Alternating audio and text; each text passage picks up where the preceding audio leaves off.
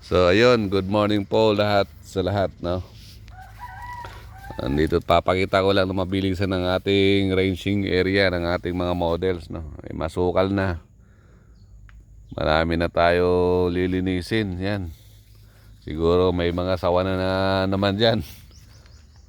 Yan. Dito yung tinatali rin natin sa mga nyog yung ibang mga models natin, tapos at the same time maggagawa tayo ng banda doon ng mini barn para sa mga sisiw. Tapos ito dahil nalalaglagan lagi ng mga dahon ng nyog, mga palapa, yung ating ginawang range. Medyo matagal na rin to, mga 3 years na rin to. Yan, na putol yung taling lubid. So, papalitan natin ng malaki-laki yan, or yung steel cable na ilalagay natin para kahit pa paano matibay, kahit bumagsak ang nyog, ng palapa ng nyog, hindi agad-agad mapuputol, no? Ayusin natin yan, lilinisin natin yan. Yung mga bunot na yan, hahakutin din natin. Gagawin natin kukupit, no? Para sa ating mga ornamental plants. Marami tayong mga halaman dito tulad nito. Ito, nabibili rin ito mga to. Meron tayong royal palm. Yan, nakailira na ito dyan. Meron pa doon sa taas. So ayan, dyan sa mga nyug na yan, ayusin nilang natin, tatalian natin kasi may mga pasisiw ako doon, mga around 30 heads. Tatali natin dito. Bahala na pag nanaka ulit, dahil wala na tayong paglalagyan, no? So dito tinatali rin natin dyan yan. Meron ditong capacity na 30 heads hanggang doon, hanggang sa dulo. Yan, makakapagtali tayo dyan ng mga manok. Hindi pa tayo naglagay ngayon dahil yung bakod natin hindi pa maayos doon sa dinaanan ng unang mga magnanakaw. Hindi ko alam kung bakit nakalusot sila doon na malalim doon sa bardon na yun. Ito'y rolling po yung area natin, no? Doon sa damuhan na yun, nakalusot sila doon. At dito sa may mga dyan banda na yan, merong mga balag ako dyan, doon sila dumaan. So nakalusot pa rin sila dyan. So 11 heads ang nakuha sa atin, kasama yung ating inacquired kay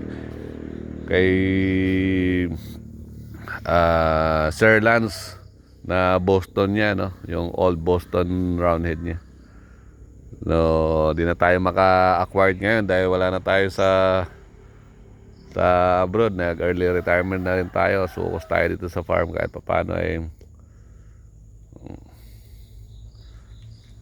paano meron tayong counting na kukuha, no?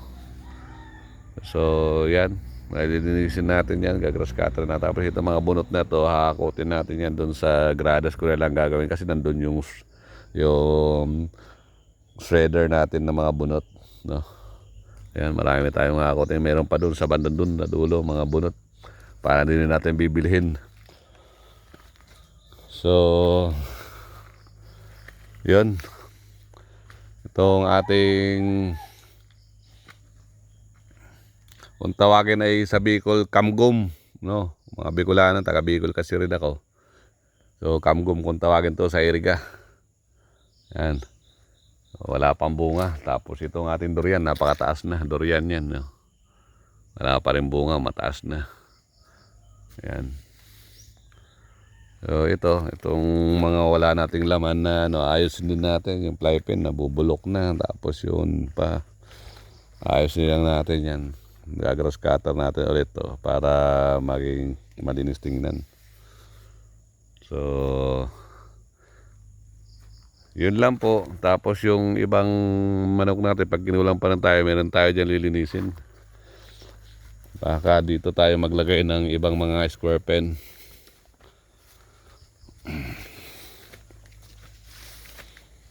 Yan, napakasukal na, no? Pasensya na po kayo at talagang one man alone tayo dito. Wala tayong tauhan, no? So gagrass cutter natin yan dyan, maglalagay na square pen pa doon. So lalagyan na lang natin square pen dyan sa katali. Saka TP, wala tayong TP, kabubulok na. I-start tayo sa kawayan, mabilis ang kawayan. Kaya wag kayong gagamit ng kawayan, lalo na sa area nyo na mas sobrang ulan, tapos maraming anay. Yun, hindi agad tatagal yun. Mga matagal na 6 na buwan sa kawayan, no? Yan. So, itong mga, yan, tabako ito, yan, ornamental. Dito, iniwanan to ng buyer dahil mga payat. So, naka-seedling to. Ito yung mga sinilantapan ng bagyo, naputo na yung avocado natin. No? Marami mamunga yan. Nabuwal na, pati itong rambutan, nabuwal din to. Yan, marami rin bulaklak. Bumulaklak pa rin. Tapos yung star apple, yan, wala pang bunga. Sibak din yung kalahati yan. Sa lakas ng bagyo. Yan. Meron tayong yan, duhat. Duhat yan. Itong take 3. Yan. Tapos yung acacia. Tapos meron lukban. Yan. Suha. Tapos may miracle fruit tayo dun.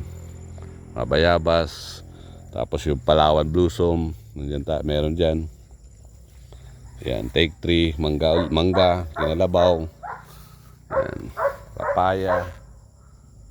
So yan, yun lang ang konting review natin dito sa ating munting manukan, ano. Yan, so ito lang. Medyo malinis-linis dito. Ito ang ating pagtatamnan. So yung i-sprayan natin na rito ng herbicide kasi mag-i-start na tayong magtanim.